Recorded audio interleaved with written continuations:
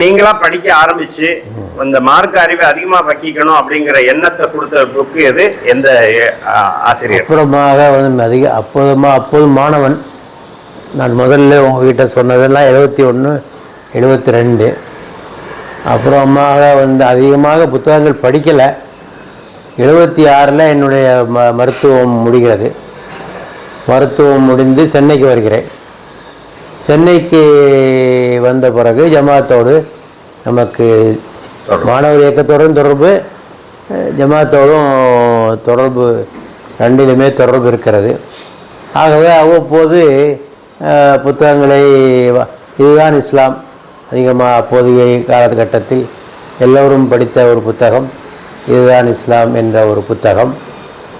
அது அப்போது நாம் முழுசாக புரிந்து கொண்டேன் என்றெல்லாம் சொல்ல முடியாது. அந்த வயதில் அவற்றையெல்லாம் முழுசாக உள்வாங்கினேன் என்றெல்லாம் சொல்ல முடியாது. அந்த வயசுக்கு எவ்வளோ முடியுமோ அவ்வளோதான் உள்வாங்க முடிந்தது.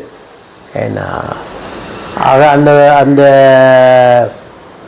புத்தகம் அதிகமாக ஒரு தாக்கத்தை, அப்புறம் குத்பாத் சீரீஸ் முழுமையாக அதனை நாம் படித்து முடித்தோம்.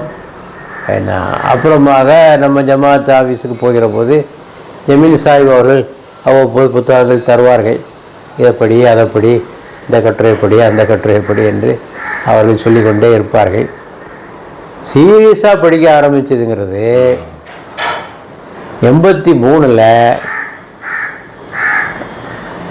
அந்த மாணவர் இயக்கத்தில் இருக்கிற போது தீமை எதிர்ப்பு வாரம்னு ஒன்று கடைபிடிக்கப்பட்டது. அப்போ அது நான் முக்கியமான பேச்சாளர். வி.டி. ராஜசேகர்லாம் வந்திருந்தார். ஆமாம், ஷோ பேசினார். ஷோ வந்து பேசினார். அப்போது அந்த கூட்டத்தை அறிமுகப்படுத்துவதற்காக எல்லா பள்ளிவாசல்லையும் சென்று அறிமுகப்படுத்த வேண்டும் என்று முடிவு செய்தோம். என்னை புதுக்கல்லூரிக்கு போக சொன்னார்கள். புதுக்கல்லூரியில் போய் 3ஆம் தேதி ஒரு மீட்டிங் இருக்குது, எல்லோரும் வாங்க, அதை சொல்கிறதான் நோக்கம். அதோட தீமை எதிர்ப்பு இருந்தால் என்ன அப்படிங்கிறத பற்றி அறிமுகப்படுத்தினேன். அப்போ அங்கே உள்ளவங்களுக்கு பிடிச்சி போச்சு. அங்கே உள்ளவங்களுக்கு நீங்களே வந்துருங்களேன் இங்கே ஜும்மாக்கு அப்படின்னு சொல்லி அங்கே உள்ள இமாமும் அங்கே உள்ள மேனேஜிங் கமிட்டியும் நீங்கள் வாரம் வந்து செய்யுங்களேன் அப்படின்னு சொல்லி சொன்னாங்க. சரி, என்னால் வாரம் முடியாது, ஒரு வாரம் விட்டு ஒரு வாரமாவது. அப்போது அங்கே ஒரு கட்டாயம் எனக்கு ஏற்பட்டது. ஏனென்றால் பிடித்தே தீர வேண்டும். என்ன ஒரே ஆடியன்ஸை ஃபேஸ் பண்ணணும். புது ஆடியன்ஸுனா ஒப்பேத்திட்டு போயிடலாம்.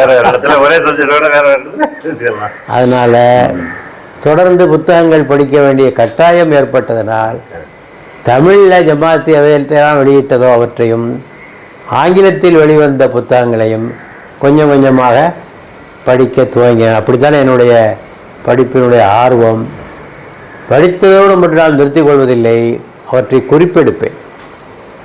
தலைப்பு வாரியாக குறிப்பெடுப்பேன். அந்த குறிப்பு எடுக்கிறதுங்கிறது அண்டர்லைன் பண்ணுவீங்களா இல்லை தனியாகவே எழுதிடுவேன்.